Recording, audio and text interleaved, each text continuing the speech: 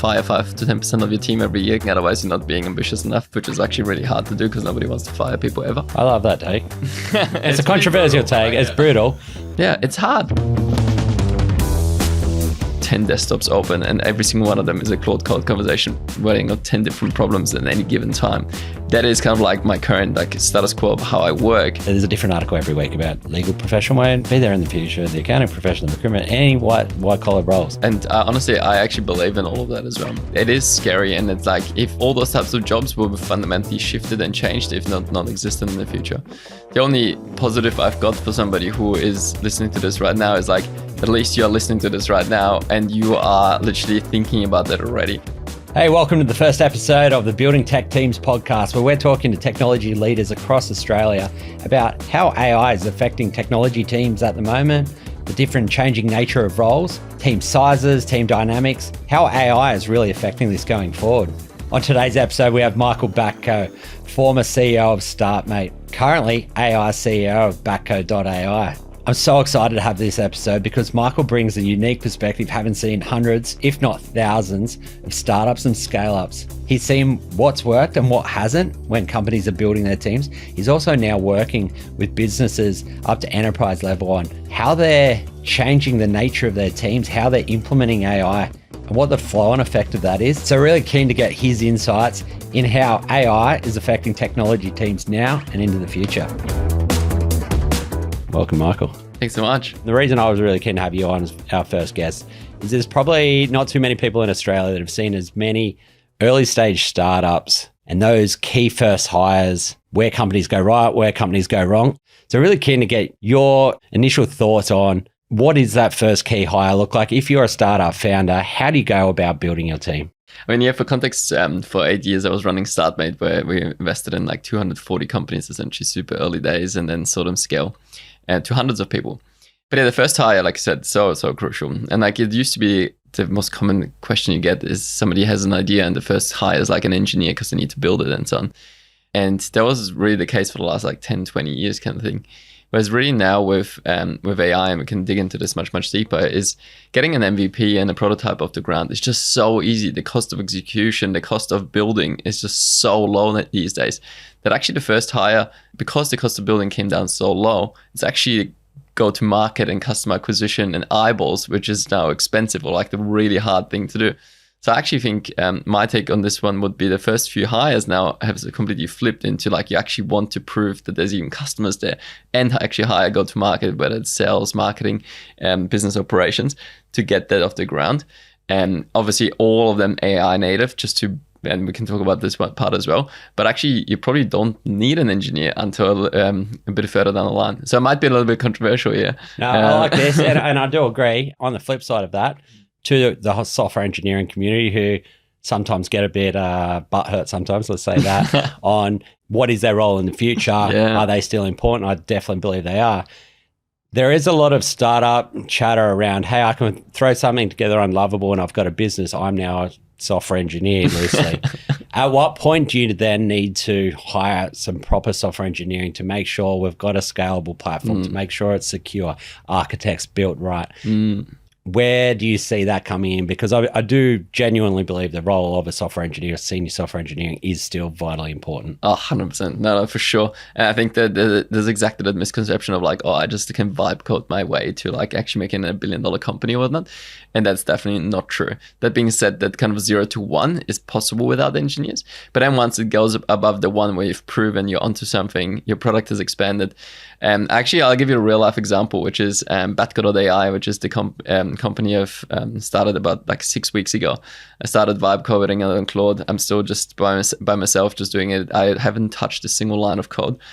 And what it is actually solving the problems of founders from ideation all the way to exit. Anything from like you want your pitch deck assessed to introductions to VCs to writing a great press release. Like I'm boiling the ocean, like 20 or 30 kind of problems that founders have along the whole journey. But as I've started building it, and I've been building it now for 6 weeks, the products that I'm building are actually production ready. They're awesome. They're getting great feedback. But what I've only just realized like 3 or 4 days ago is that I literally have started running out of capacity. And that's not even my own capacity, but actually what I can deploy as a website. Literally, it's telling me that Vercel, which is what actually puts the website up live, is running into build limits where I literally can't deploy it up anymore because it has become a beast of 2,000 pages or SEO optimized with way too many API calls and stuff. And that's the stage at which I'm going like, all right, I think I need to upgrade myself on like the more dev skill types of things. And then in the future, actually, you do need that dev to essentially be the orchestrator of like, all right, what does everybody build? Let's bring it together. Let's put an architecture around it. Because with AI, you just bolt on things. Whereas like somebody to actually think about the holistic picture, that's what you can do with AI if you have that insight, but most people don't because they're not engineers. Yeah, correct. And I do think that the 10x engineer that everyone was hiring for 5 years ago, or the rockstar developer, that 10x engineer now does exist, because if you have a look at, you and I become a little bit dangerous with Claude Code or other tooling out there, but somebody that actually understands software engineering with the new tools on top, that's where those people are at an even bigger advantage the way I see it.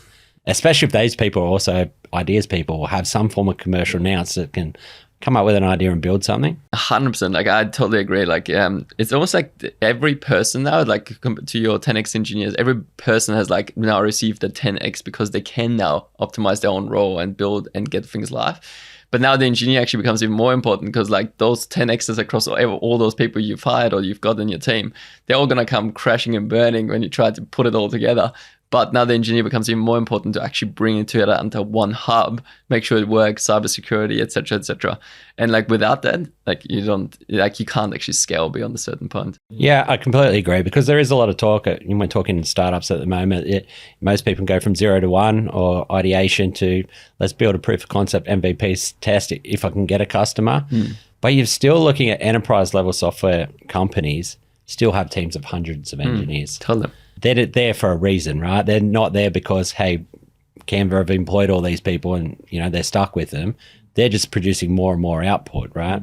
Well, it's going to be an interesting one, like another opportunity which lots of people have been hitting me up with, but I personally don't think I'm the right person to solve it, is all of those larger startups, scale-ups, but also corporates. And the question they keep asking me is like, how do I actually get AI into our production without breaking the whole thing? Because you have got hundreds of people, you've got thousands of customers. You can't just throw it in there and just hope for the best.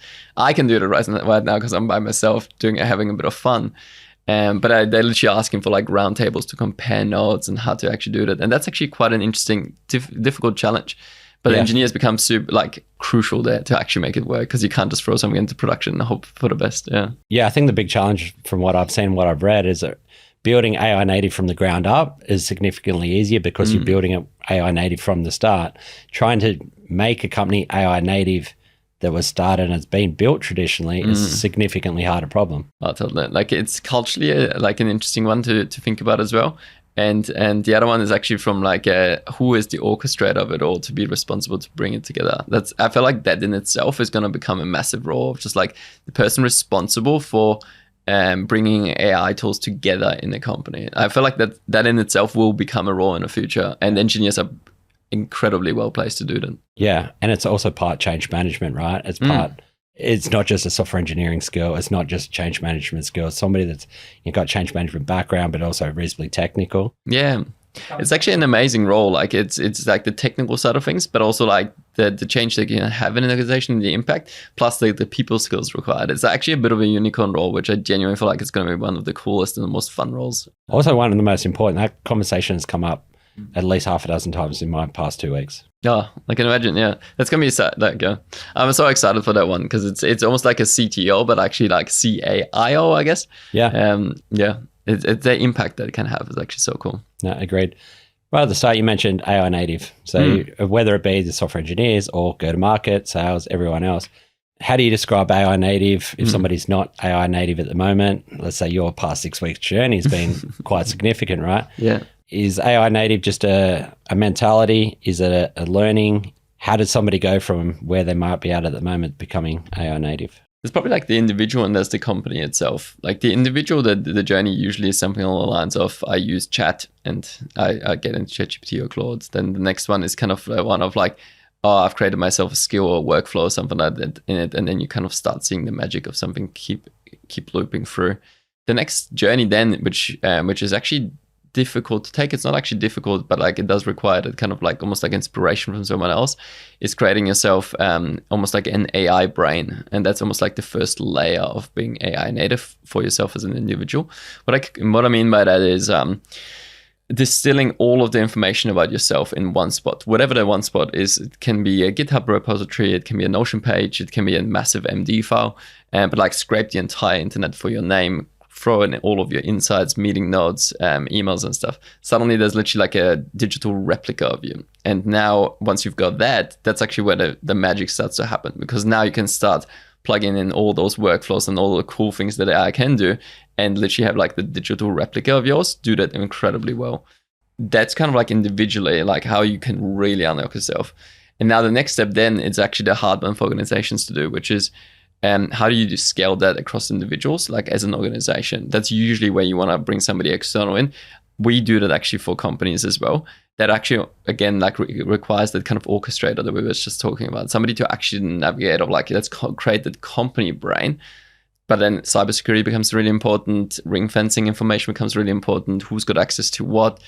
But once you've got that, that's really like your first layer to making a company AI native. To give you a real life example, I just started a company last week, and we're literally from day one, we're just like, we're going to make this AI native. And the instinct is kind of like, let's replicate everything the way we did it before. Like you've got a Slack channel, you've got different things, you've got one-on-ones, you've got your Notion templates to do, run your one-on-ones, whatever it is.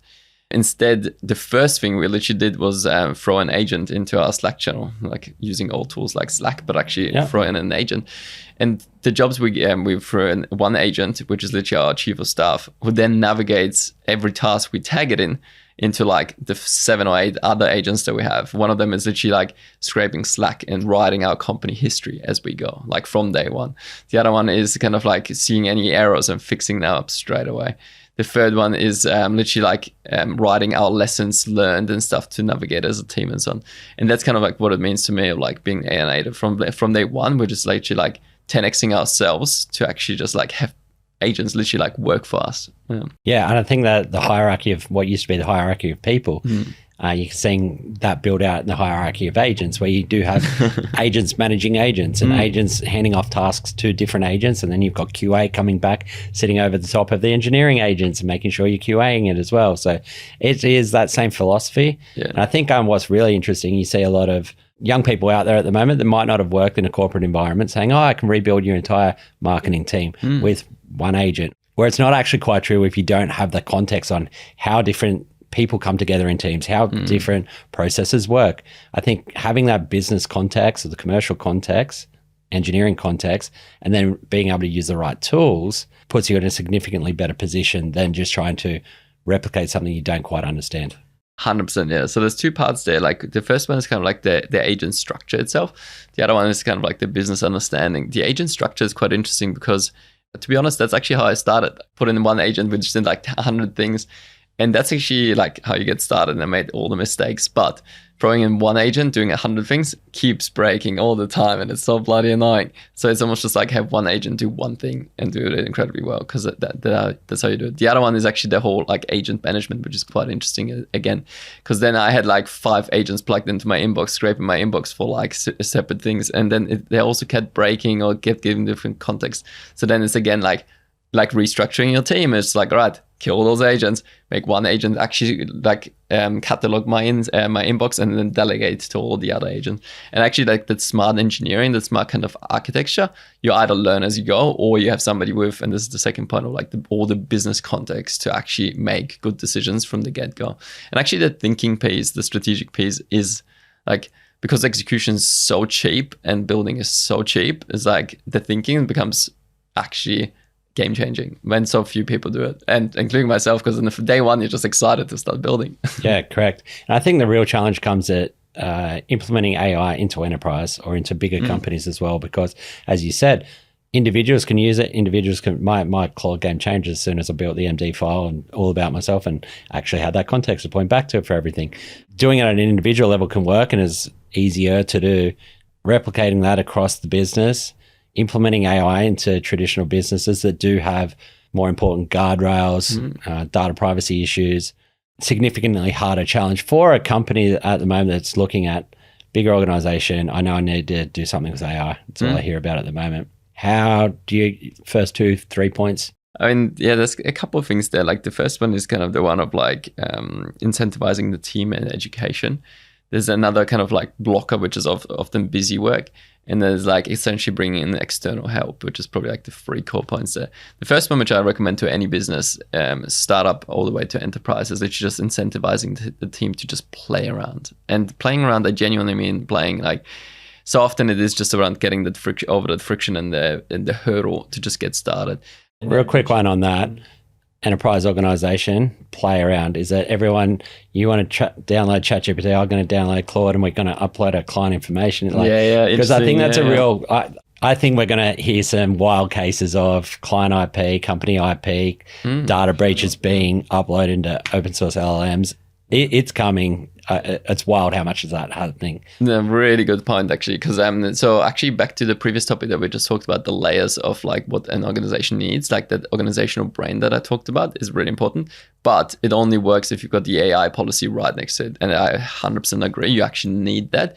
Otherwise, your organization is just scrambling. Nobody knows what they can or can't do. And you really want to nail that down and be really specific with stuff, what is allowed or not. Otherwise, you can run into a lot of trouble there. But what I actually meant with like playing around, I literally mean it as like team meeting, everybody gets a prompt and like throw it into Gemini or whatever it is and just like come up with the funniest image. Like stuff like that. That's what I mean with playing around. Because you just want people comfortable with like actually starting to use it. The problem, and this is actually the problem for any organization, like including myself at Startmate, which was innovative. We're working with all those startups. I was literally going on the AI roadshows and learning from founders and like bringing them together and giving talks about AI. Even for me, actually to use AI was really hard just because your day job is so busy. All of us have crazy to-do lists, just like work way too late and so on. And to take that extra hour or whatnot to actually play around with AI, it's just like, it always feels like you're behind because you are. But then also like, you know you should do it, but you don't have the time. And that's actually the way you can break out of that is essentially incentivizing your staff then with like using those types of tools. So I have seen organizations literally put up prize money out there, actually pretty serious money as well, which is allocated by a senior team and so on. On the other side, actually bringing in external parties as well. Like, as I mentioned, that we do that for companies where we literally come in and we interview your team, being like, tell us about all your problems and issues, and then we build it for you. Yeah, this is a really interesting point. It feels like everyone wants to get some quick wins with AI. And I feel like if you break down some of those little quick wins with AI to start with, you can actually build some momentum within an organization. A couple of those quick wins normally take some mapping because I think the easiest use cases for AI in any size organization, what is the current process that you're doing? Let's map that out properly. Where can we apply AI to make it more efficient, right? But it does require that mapping part to start with. So having to do the work first on top of what you're already doing is going back and mapping what you're already doing if you don't have all those SOPs already in place. So it's like one step back to take 2 steps forward. Totally. I mean, that one's interesting, right? Because like when you say it like that, it feels like a huge task. Yeah. I need to take all my workload now. I need to map it out. I'm just going to be like, in the traditional context, it would take me days because I'm like, this is so annoying. Everybody hates kind of like documentation, right? And maintaining documentation even worse. But the interesting one there is, once you've done it a couple of times and now with AI, actually process mapping becomes really easy. And the absolute upgrade there, which I just want everybody to get onto, is dictation, or a tool called Whisperflow that I personally love. Changed my game. But it's absolutely game changing, right? Like literally on my first day using AI, I walked into an office and the guy and his colleagues started talking to the laptops, and there was just me like typing away, being like, I am so slow. And they were just like talking to AI. And if you write an email, you couldn't just do that and talk to it and write a great email. You actually do need to type. But if you give AI instructions, the more context you can give it, the better. So that's kind of like the first thing to like process mapping, which is like suddenly it becomes so easy because all you have to do is talk about your job. The other thing you can do is just throw in lots of examples of what good looks like as well as templates. And AI does a pretty good job at like actually mapping that out. And then it's almost just about you asking good questions to Claude, being like, ask me great questions about this process and just keep talking to it. Honestly, within like 10 to 30 minutes, you map out a pretty solid process for pretty much anything out there. And then the optimization on like the actual building off the back of it is also so fast.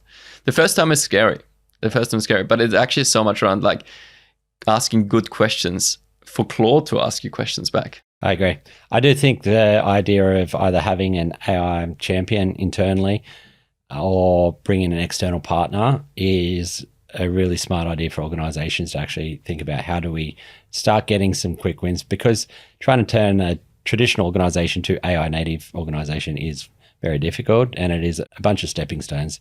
Having the right things in place, but actually just getting some wins along the way and then doing more and more as you go, rather than trying to overturn your entire organization to become we're AI native. Totally. Yeah. It's just such a scary process, right? Like, because everybody feels behind, so they feel like they need to now throw AI into their main product. But it's actually not around throwing it into a main product. It's literally to your point of like the quick wins. It's even stuff like, hey, help me prepare before the meeting. Like, hey, help me write my emails better.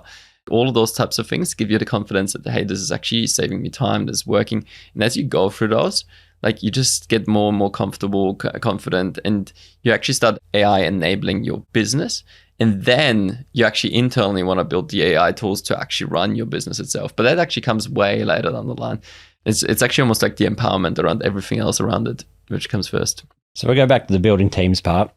Touch one more on the startup side, because I think you would have seen as many startups start and fail, start and succeed and scale. How do we go about, still in this age of AI, how do you go about building those? First, you're a founder, technical co-founder, you got some product market fit. I want to make my first 5 hires, first 10 hires. What does that look like if you're looking at all your experience in successful scale-ups? How do I go about that? Yeah, I love that question. I mean, so this is back to the point earlier. Traditionally, it was always just like hire a couple of engineers to make your product kind of live, and it then takes you like 3 months. And the mistake that every single startup out there always has made is like, build it and they come, is kind of like the classic quote here of just like, you just build a product and you hope for the best and no customer actually ever shows up. And then you go back into like, oh, should have probably done some go-to-market and marketing and sales kind of thing. I felt like the way it's flipped now is 2 parts here for me, actually. Like, the first one is probably a bit of a personal lesson in life and bias also as well, which is attitude over skill.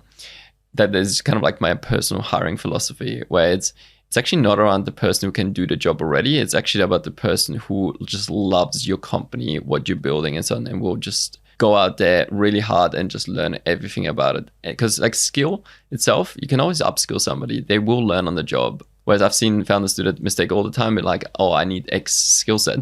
They hire somebody super senior into the role, but then like the job description changes 6 months later and you're stuck with the wrong person kind of thing.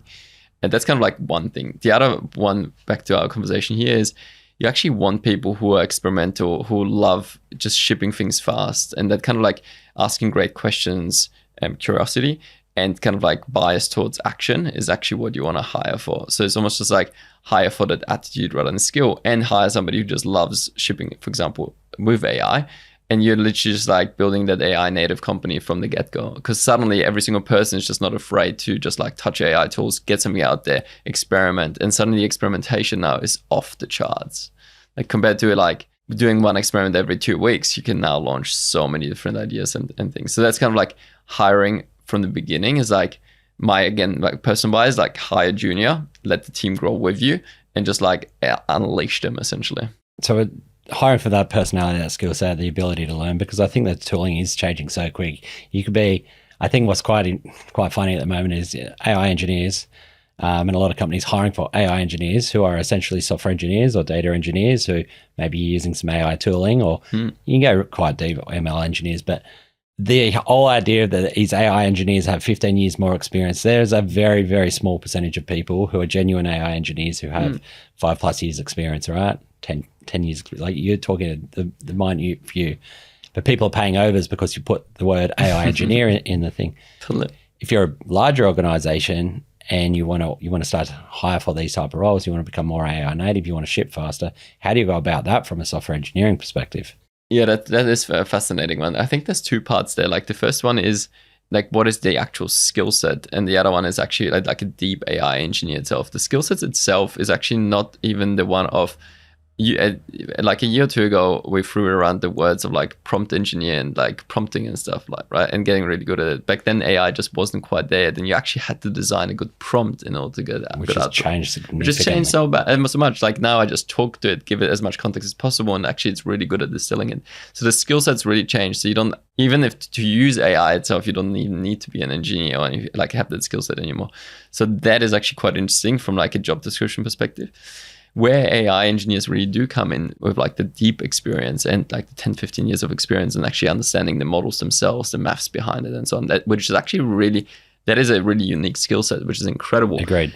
But that is actually almost as like when AI is at the actual core of your company, rather than enabled. And most of like 99% of the companies are like AI enabled. You don't need the deep AI engineer who understands all of it, the inside out. But if you are the company, you absolutely need that. Yeah, but they're also like pretty high salaries from what I get. Yeah, they're very especially in San Francisco. Because you're talking about the minute few. But as you said, that's if you are a genuine AI business as opposed to AI enabled, totally. Which you're just becoming essentially more productive, more efficient, quicker outputs, better testing. You'll build better product because you'll be able to test that product with your market quicker. You're potentially I mean, you can build your own models, and there's actually like there's a moat in that as well. But it's almost just like, are you that business or not? Then you need to decide, and 99% of businesses are not. And then you essentially want to go into like the skill set of experimentation, curiosity, and asking great questions. Yeah. The size of technology teams in general. Big trend at the moment. A lot of layoffs out there in software engineering or technology companies in particular, not only in software engineering roles.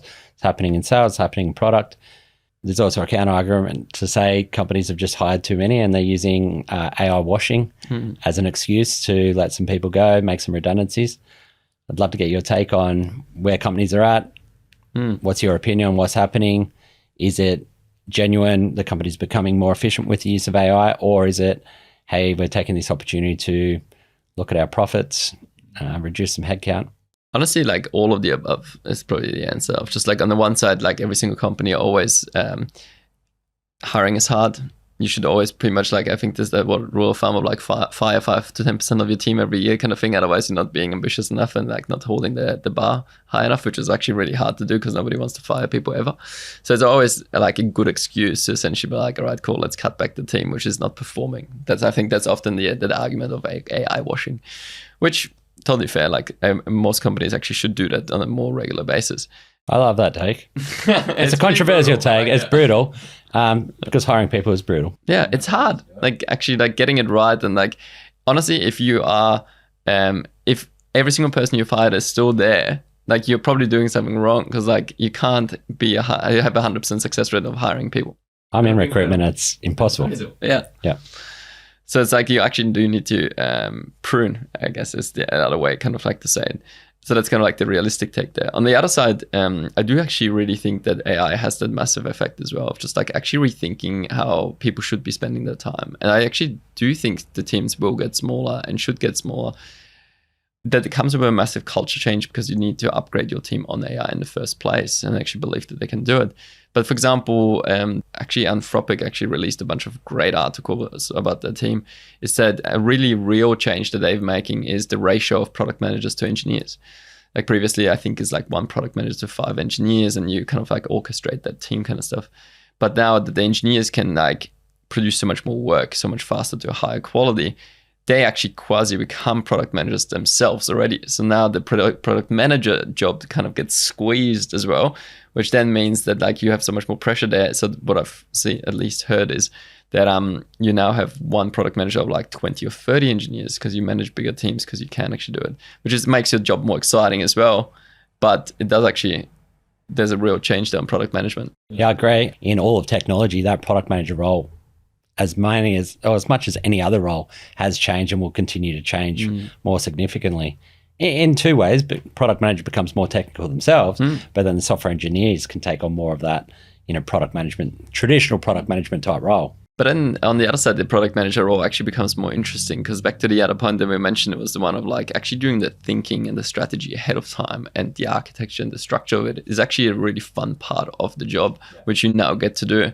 And now you get to do it with 20 or 30 engineers rather than just like 5. And like the velocity of shipping and stuff, like is off the charts as well. So hopefully that job becomes more fun, even though it becomes more scarce. Yeah. I agree.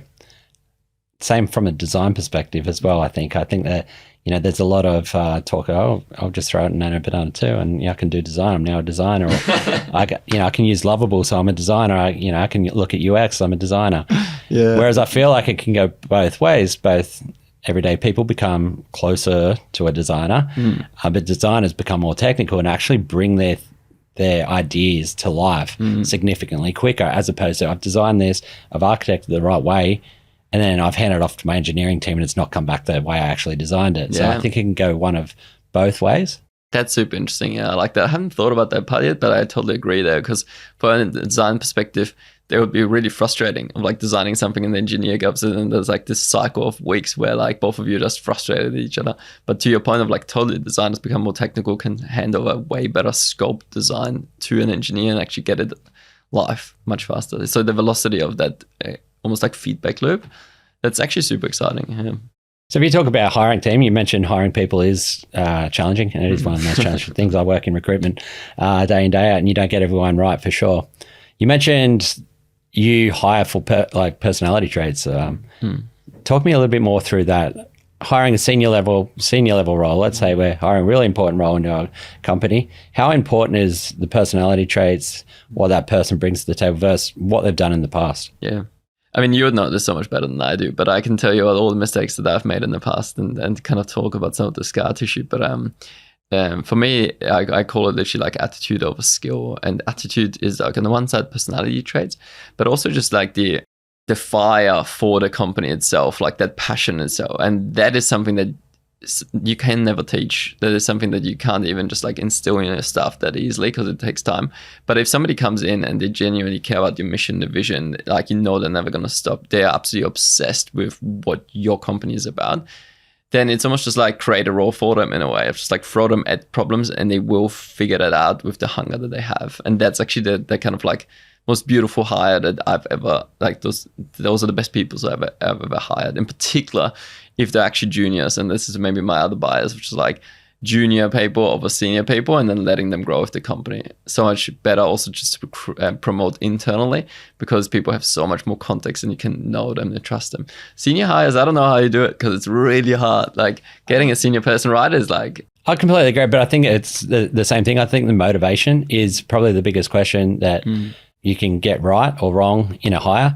Understanding what the person going into a new job, what are their motivations? Because if they're motivated by money and money alone, going in a not-for-profit is not going to work for them, right? And if they're super passionate about an industry though, and you've got that right role for them, to your point, that they're going to thrive and they're going to continue because they want to solve this problem because they love that industry, but they're not as motivated by money, like that industry, right, is the better role for them, right? So it's like money doesn't solve everyone's problems.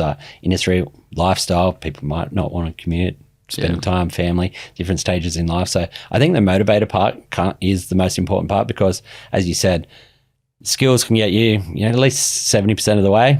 If you can get that with the right attitude, you'll learn the rest. It's like taking a 50-point job description, 10 point, you're like, okay, you really don't need all 10 of those points. What are those 3-4 core skills that you need? Let's nail that. And then get the right person with the right motivators in. And those are the people that I tend to see succeed. Yeah, I love that. Actually, to build on that, there's another kind of core value that I live by when I hire is the hungry over the proven. And I think especially in the senior teams that is really relevant, because it's so easy to have had a long career and have lots of achievements. But do you still have that hunger to essentially keep going? Because are you going to rest on your laurels and just be like, I've done it before, I'm going to have a cushy job, I'm going to delegate everything to my team? Or do you really have that hunger to like take it to the next level, which speaks to that attitude again, which you spoke about as well? Yeah. I mentioned one part there, which just opens up a conversation. Senior level people, you've mentioned juniors. You like hiring juniors with the right attitude. Seniors have got the experience, and there's this middle ground as well, right? There's a lot of talk at the moment you've got that senior level experience. We'll go more software again. You understand architecture really well. You understand security, you understand data privacy, how to set your data in the right ways. Do you actually enable AI tools to sit over top? Senior level experience.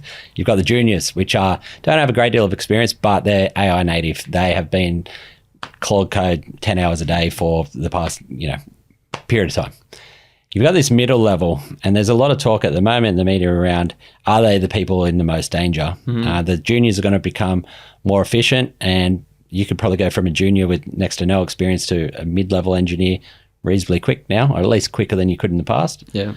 How do those mids then, either get themselves in those senior roles, and then again, from a senior perspective, you can't rest on your laurels and just say, hey, I've done all this before. This is how software was built in the past.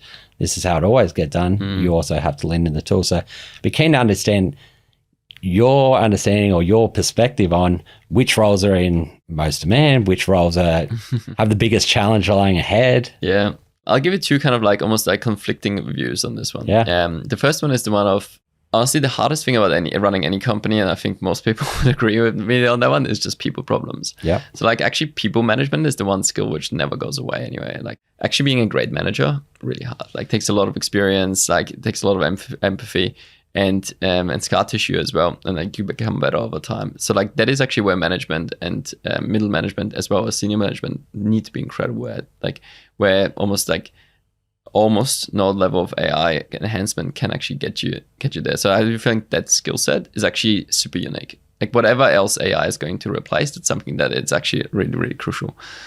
I'm going to conflict with myself there with my next statement, which is what I've actually seen other teams do, which are some of the most impressive AI native teams, is go from having the classic kind of like one manager and up to 5-6 direct reports, which is most of us capping out at like 6 or 7 maybe direct reports, to actually having an AI chief of staff manage a team of now 15 or 20 people, which is I think quite interesting. So I'm really interested of how that's going to play out, because essentially what they're doing is still having their personal relationships, but it's now 15 or 20 people, which is crazy. Like there's a lot of direct reports, but having AI as a middle layer now to actually do all of their kind of like, what are the top priorities? How did you perform? Data collection, to then surfacing it to the manager itself for that manager to be across so many different things, and actually almost like flattening the whole structure of the organization and empowering everybody to go faster and further, which is quite interesting. I'm really curious how that's going to play out. I don't exactly know yet, but in theory, there's actually some beneficial things to it, because like even the flattening of the structure itself is interesting. On the other side, the kind of like human element is actually lost, because like often to your manager, you actually want that kind of like direct connection to actually, I don't know, like a personal relationship really as well. Yeah. If I counter that on one side, if you used to manage 6 people, a lot of your one-on-ones, did you do this? How are you going against your tasks? That's all done by AI now, right? You don't have to wait for your weekly one-on-ones for the manager to know, how's this person progressing? What have they shipped this week, et cetera, et cetera. Let's say that's all taken away. So that's getting done on a daily. You're getting a daily update, what's been done, how are we tracking, what tasks been done, So you take all that part away of it. So we don't even have to talk in our weekly one-on-one about, what's being shipped, or whether we can just talk about how you're going. What are you motivated by? What challenges are you facing? How can I enable you? How can I unshackle you? And you get that personal part back by ripping the crap parts of the one-on-one away. Yeah, so totally if AI can do that and make that a more efficient process where you walk into that one-on-one, you both know what's been achieved, what hasn't been achieved. You go in there with all the information already there, dashboards are done, whatever. Then it goes back to that more person-to-person relationship, which I completely agree will be the difference between companies succeeding and not. And I think it also ties into a lot more companies moving back to some form of hybrid face-to-face relationships, in being able to build relationships. Whilst AI makes everything more technical, I feel like there's a big push to get back to some more human-to-human relationships, building team, building culture. Totally. To counter that though, like that's an interesting one as well to like build that point out, is that takes a lot of emotional energy, right? Agreed. Because like, yeah, sure, like you can take out the top 3 priorities and have you perceived against your job and stuff, which is almost like the easy part. Like it's actually the human part, which is so much harder, right? Because like taking on all of your teams, like sure wins, but also like challenges, people with like for the family getting sick and all those kind of conversations, actually really, really difficult on people managers. And like, so that's kind of like interesting as well, because how that's going to play out. Because like then sure, you're going to have more direct reports, but then the emotional energy required for every single one of those one-on-ones is actually really taxing. Yeah, that's a tough job. I mean, middle management is hard. I agree. I'm going to go 2 different points on this.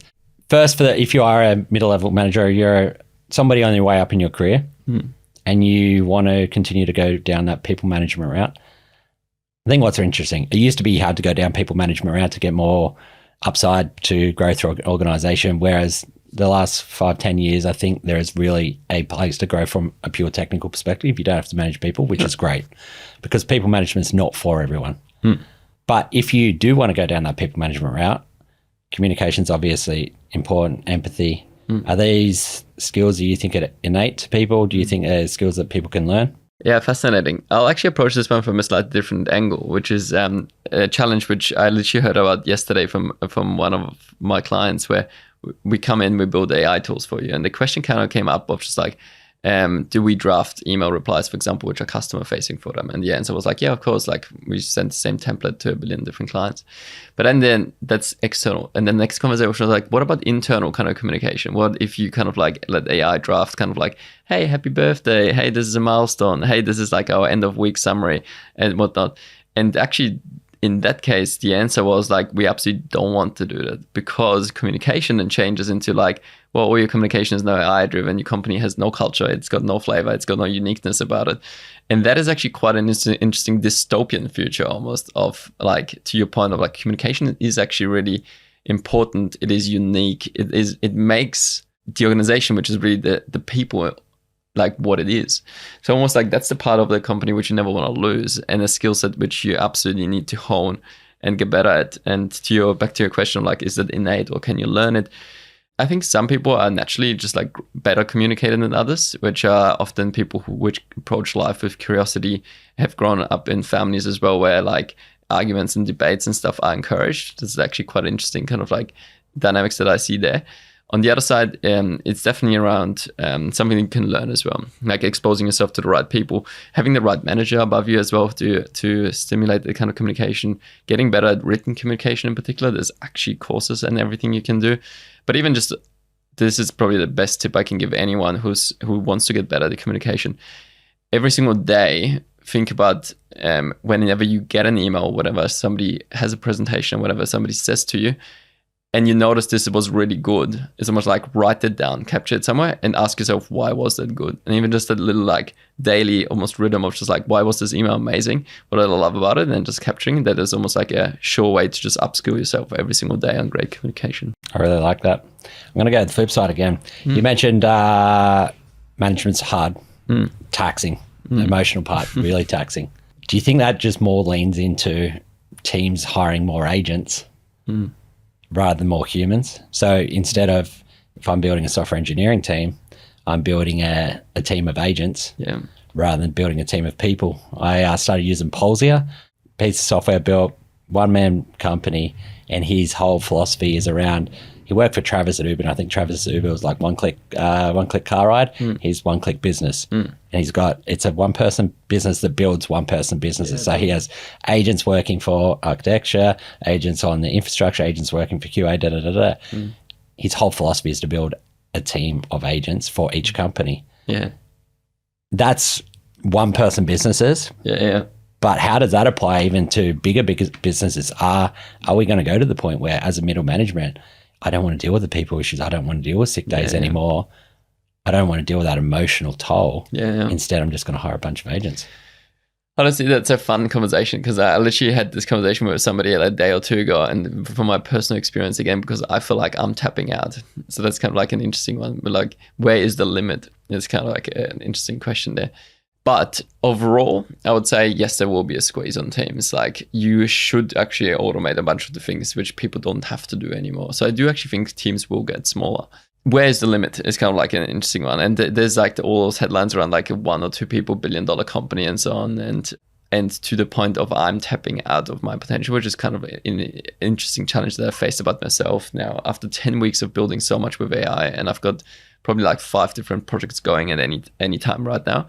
Is I realized that there's almost like a bit of a ratio of yourself and the Claude conversations you can have, or yourself and how many agents you can manage.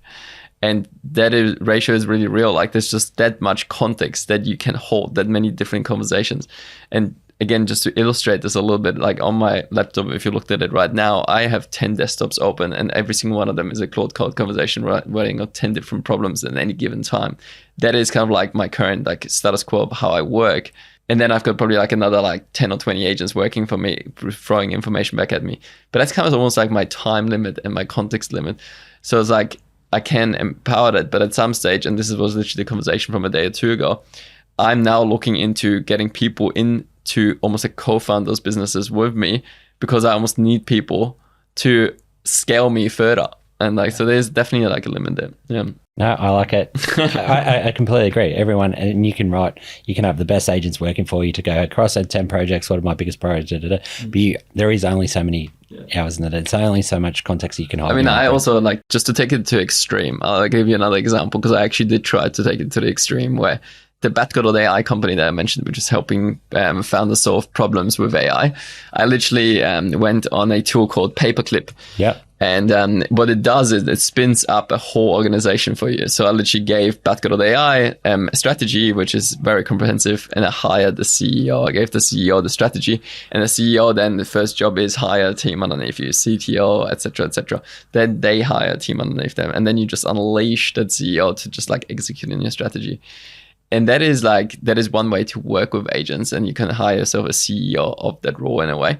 But even then, it's like, yeah, how many of those types of projects, how many of those types of CEOs can you do? And again, like, I'm just like tapping out because there's almost like too much information coming back my way to make decisions. To be fair, like another skill set that's going to be really important working with AI is actually decisions are like off the charts. Like the number of decisions that you have to make, you get into decision fatigue as well. But to be fair, that's also the fun part of the job. Humans from dawn of time have been operating in tribes and groups. There's a lot of, we went COVID, everyone was isolated, and I feel like the mental health challenges on the back of that, and a lot of loneliness come on the back of that. AI is, providing opportunity for these one person companies. Do you think that there will be a switch back though to humans wanting to be around other humans operating better in little tribes and teams? Because I think if you have a look at most businesses, even the way businesses have been designed in smaller pods, and a pod organizes something, different pods working together, and then they all accumulate together to come to form a company and push a company forward. So I'd be interested to get your take on just that human nature side of it, which overflows to your one person that only got so much context. Yeah, I probably have a slight, as in like I probably have a different thesis there to what is actually probably out there, which is previously, like you said, like teams are created almost just like in order to make more work happen, right? Like you almost needed a bigger team to just like execute on more things, which now with AI isn't the case anymore. With agents, you can actually like scale yourself to actually do quite large amounts of work itself. I do think where teams and other people really come in play is, well, number one, the loneliness. It is just like, sure, you can talk to your agents, and me and my wife joke all the time that all I do is talk to Claude, my friend Claude. So that's one part of like loneliness, actually having somebody around. But the other one is actually why you want other people around you, why you would hire a team, is actually inspiration with AI, because you and I talk to the same AI window. You and I are going to produce completely different outcomes just based on like our previous experiences and what we know AI can do. But as soon as we read a blog post, have a conversation, read a newsletter from someone else, suddenly you've got this inspiration. You're like, oh my God, of course that's possible. And the next minute you just like throw it in there and you've got a way better output and outcome. So back to teams though, like the reason why you want other people around you is almost just a vibe on it, to see how they work, to get inspired by the questions they ask, by seeing them, overhearing them say something, you're like, hey, that's really interesting. And that's actually what really unlocks you as a team to get better and better all the time.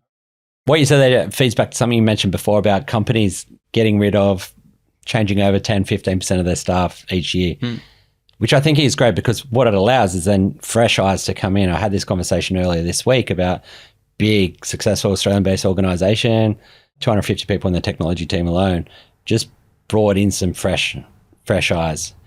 People from a different vertical altogether, but applying that vertical and what they've learned over here in this new industry has brought along new ideas, fresher ways of thinking, as opposed to being able to sit within your own context and what you've only ever known. It's the same thing to your point, what you've just mentioned there. From an individual perspective, reading a blog post, listening to a podcast changes your perspective. In a bigger organization, bringing in that external talent, I think that potentially feeds into what you're actually doing day to day at the moment, where companies are employing you to come in and fresh set of eyes, different ways of looking at things, you've seen a bunch of startup works, but you've also worked in, corporate and enterprise. So taking a different perspective and applying that to a new vertical, new size company provides different ways of thinking. That's the most fun part right now. Honestly, it's like that first principles thinking is just absolutely game changing. And if you are the type of person, it's like a kid in the candy store, because you can literally rethink anything. And the question which you need to ask yourself is just like, what is the best way to do that? And previously we were all limited by engineering resources, by design, whatever it is, by getting it live and so on. Whereas right now, what is the best way to do that? And you can actually make that happen. Just to give you the example, what we do is we come in for 30 minutes, we interview your team, and then we present back of like, here are our lessons. The way to do it is like traditionally would have been like, here's a PDF presentation, here's an Excel sheet, just like, and I come in for an hour and present it back on a big screen kind of thing. Whereas I literally asked myself the question of like, well, what is the AI native? What is the most incredible experience you can possibly have? And within a couple of hours, I spent up the entire new experience, which is, as soon as you come to me, I literally send you the link to your own website. And on the website, you fill out the whole survey, you give me all of the information. You tell me who you want to interview. That's automatically triggered to actually get the 30 minutes set up with your team. As soon as they give me and we finish the conversation, all of those notes are sucked into your website. I automatically created already all the AI tools that we can create for you on a roadmap of quick wins to bigger builds and stuff instantly with like budget and ROI for you. And rather than me creating any PDFs, any Excel sheets and stuff, it's literally just there on the page where you can log in anytime and see the progress of any tools that we're building. I'm just like, that is a slick experience for any client being like, I know where to go. I've got one place and all of the information is in there. Every single word is transcribed. You've got full context, every email that you've sent me, every conversation that you had. And just like, that's a small example of like, even just rethinking like, Jesus, like, PowerPoint presentations take me forever, and most people as well. It's like so annoying when I relocate like a picture to the right. Not with Gamma anymore. That's changed the game as well, right? True, absolutely. Yeah, but like the beauty is kind of like you get to ask the question, which is like, what would an incredible experience look like, and actually just not be limited by how things have been done before. I've had that conversation with Claude a couple of times. Like, what would this look like if we wanted a 10x at 5x it? What else would that take? What agents do we need to be building? What do I need to be doing? My favorite prompt is, which is, I make this the most incredible experience possible for people to remember forever. Like, see what happens. Pretty high standards. Yeah. Mate, you're working with different size companies. You're working with different individuals at the moment. Individuals are coming to you and asking, what's my job look like in the future? How do you approach that? You're obviously working with companies and you're offering them AI solutions that can change the way they work and the way their company operates. But on the flip side of that, fear is a very real thing for a lot of people in all sorts of jobs. There's the changing nature of, there's a different article every week about legal profession won't be there in the future, the accounting profession, the recruitment, any white collar roles. Yeah.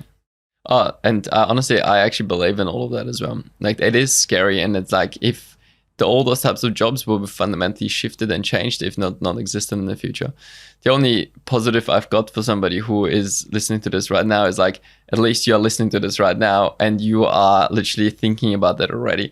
And either it's you who wants to make a change, or it's your employer who's pushing you to use AI. And if you are in that situation, you're already in like the top 1% of actually just like getting ahead and forging that future and making it happen. Especially if your employer is pushing you to do AI, they're literally trying to get you in the best possible situation. Sure, you might get fired, you might leave the job and so on, but the skill set that you're going to learn, you can then employ in any other organization. So you're already ahead of like 99% of other people. So if anything, I would literally be like, lean into it 100%, automate yourself out of the job. Doesn't even matter, but that skill set, you can take that anywhere and you're going to be so crazy employable anyway. So it's like the positive is almost just like, don't think about your current job because you're already creating your future job within. Yeah, I agree. It's building that skill set. It's transferable, right?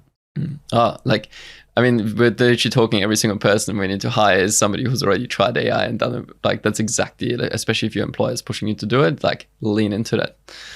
I think the other funny part that I keep hearing people say is one of the best employee perks you can get is just like essentially like a Claude Code max subscription or like 1 billion tokens to essentially play with, right? Because like that perk is better than any snacks in the office. Oh yeah, ping pong table doesn't. Yeah. Because there is nothing more frustrating. I think in my early days of Claude was you've hit your limit. Buy more. I think the fourth buy more, then I upgraded to the max plan. I was like, I don't know how much this is going to cost me. 100%, same here. But there's nothing more frustrating than hitting your limit and you're having to wait 24 hours. That's literally me last night. I ran out of credits, now 24 hours, I've got nothing. And I literally had to look through my to-do list and like, what can I even get done? Anything else really interesting that you're noticing, that you're seeing in the market, interesting takes that you've heard that you'd like to share, which is, top of mind for you? Yeah, well, one question that I asked myself, and I don't have the answer to that one, but I actually find that a really interesting question to ask, is the one of, do we value work which has been done with AI more or less? Just to illustrate it, like you hire a consultant, and the consultant back in the day charges you whatever it is, 20 grand for a project that they deliver. The same consultant does better work, delivers it within 1 day rather than 2 weeks, same 20 grand, but it's all AI kind of like enhanced, generated, but the work is actually way better. I just find it a fascinating kind of question of like, should you be paying the same amount of money? Should you be paying more money because it's actually better? Or should you be paying less money because they actually like, it's AI enhanced? So that's kind of like a really interesting kind of like, I feel like the human perception at least is the one of like, oh, it was just AI generated. I could have done that too. Which I actually feel like the really counter example there is, well, the reason why I was able to do that better is because of all the experience I've had over 10 years, and I've fed my like Batko brain, for example, into it. And that's why it's so incredible. Completely agree. And I think what's quite interesting, if I look at the legal profession, and I don't know a great deal about it, but from what I understand, the top people know things inside out, background. They become, if they're already unbelievable, they become even better using AI. At some point, they die out. So you've lost that experience plus AI, and you're being replaced by no experience because you've used AI from the ground up. If I have a look at from a recruitment perspective, I've worked in a day-to-day human-to-human business, but I can AI a lot of what I do. There's still a human element, which makes me being able to prompt, me being able to set it up better, will provide a better experience, but that's based on my experience. Without that experience, the AI experience wouldn't be as good. The output wouldn't be as good. So what happens when the people that have used your 20 years of experience, you're better for that 20 years of experience. Without that, does the next generation trying to provide the same service as you, are they able to do the same things? Or if they fed your entire brain into it, can they take that and go from there? So it's really... Totally. Yeah. So that's how I love that kind of question, right? Because to illustrate it in a slightly different example here again is like, you want a bit of legal advice, you hire somebody with 20 years of experience, has been in the industry forever, versus a university student who just throws it into AI, that scrapes the entire internet. The advice itself that you get is probably like equivalent or on par. Of course, the person with the experience can then actually sign off on it and actually give you that, like, I take the responsibility for that, which a uni student can't. But the quality of advice actually potentially is actually very, very close to each other, which is kind of like the interesting point there of just like, well, yeah, if those people die out and anybody's ever done legal advice, for example, with AI only, that actually becomes like scary or the very different world, which kind of led me to another kind of thought prompt, which is like, how do you even get ahead in the world of AI, right? Like, my prompt is just as good as your prompt. It's like, it's the closest comparable I have is, and this is a bit of a geek one, is I don't know if you've ever played like a computer game such as like Warcraft or like League of Legends, and everybody kind of starts at the same. Everybody starts at zero. They have no gold. They've got no skills. They've got 0 experience points in a game. But actually, proper gamers who just like actually do it for a living, they just like will win 10 out of 10 times, even though you start at the same kind of like starting point, which is exactly the same one with AI. You and I do the same task with AI, and in theory, we have exactly the same tools from the get-go, but because of your experience and because of the knowledge and the decisions you've made, the uniqueness, all the different legal deals that you've seen over the years, all the negotiations you've gone through and stuff, all of that kind of experience is the kind of stuff which allows you to essentially throw it into your AI brain, but also allows you to prompt way better than anyone else, which kind of comes back to a little bit of like prompt engineering, which isn't really prompt engineering, but actually knowing what questions to ask. Even if it's not prompt engineering, it's having that conversation with context, because you've got that proper context to be able to provide it, right? Because you've seen more, done more, had experience more in the past. Totally. Yeah. Which then comes like, it's almost like your experience in life becomes your moat in a way. Like the decisions you've made, the failures you've had, the things you've seen, which are not documented, not public, the uniqueness of your life, which is private, and only the things that you hold in your head or have documented for yourself, that is almost like your mode itself. Which comes back to the more human part, because it's actually who you are as a human being, not just, your prompt or your Claude brain. 100%. Which I think comes back to this point. I sort of deal with the two sides. I'm like, one side's very, very AI, very, very, it's going to provide me a better outcome because it's more accurate. And the other side's this human nature part to understand human relationships and empathy and what experiences I've gone through, which has made me me, which might be a reason you like me or you don't like me. And so it's that quite interesting part where you're getting pulled from both complete different ends. Yeah, which is, I guess, like the other thing that you might have been reading a lot about, which is like in the world of AI, in the world of abundance, in the world of just like having news and information thrown at us in all different directions, taste becomes the thing which is actually the unique differentiator. Personality becomes the unique differentiator. Trusting somebody because they curate things in the right way becomes the differentiator. Which I actually find quite interesting. And that is almost like the bright side of all of this. It's just like authenticity of yourself, of the way you look at the world, and that actually attracting people to you and eyeballs or clients or whatnot. That actually is almost just like almost the exciting thing to me. I agree. Because again, authenticity comes back to the actual human behind it, and they're not, I'm trying to AI wash myself or throw this filter over top because I have access to all this knowledge. Totally. I like it. Mate, we're talking earlier about the value of somebody actually providing their context done with AI. Is it more valuable because they can turn it around quicker? I think the real interesting part at the moment is for creatives and for artists. You have a look at it from a music perspective, a lot of music, they understand the formula that works in pop, so then it's just being generated, right? And then there's this flip back to somebody that can actually play an instrument, can actually write their own music, which people are really leaning into that. AI written books, for example, there's hundreds of thousands of them being produced. What's the quality of them versus an actual human being that's put their thoughts on paper? Totally. So I'd be keen to get your take, just from a human creativity perspective, that authenticity. Does it become more valuable as we go forward, where people are like, there is so much AI slop out there. I want to hear the real human behind this, the real creativity. Yeah. Or is it just, hey, this is produced at a higher quality, so it's better? Honestly, I mean, I don't know the answer to that. I like thinking about it on a scale of what's the progress of technology and what is inevitable. Like, what is this kind of like progress that you cannot stop and it will never stop, whatever you do. There's actually a great book. I think it's like the 7 powers of inevitability or something like that. And that concept is quite interesting because like around most topics you can argue like a pro and a con, but like what is actually the rate of change where nothing you could do will stop it. For example, the advancement of AI, like governments can shut it down because it's scary and so on, but like then the government lets it run loose and then AI will inevitably keep getting better. Like there is almost like what is the only limit is potentially like power, like compute power, etc. But again, like that's inevitably gonna get better and better. So like back to your point of like creativity and like AI producing stuff, again, inevitable. Like it will keep producing creative things. It will keep producing better books, better videos and stuff. So like that is almost just like without doubt, whether it's going to take a year, 10 years and stuff, you're going to have insane podcasts which are generated. I think there's like whole like artist songs which are already ranking in the top kind of like whatever the rankings they are. So back to the human element, or where does the human element then kind of come from?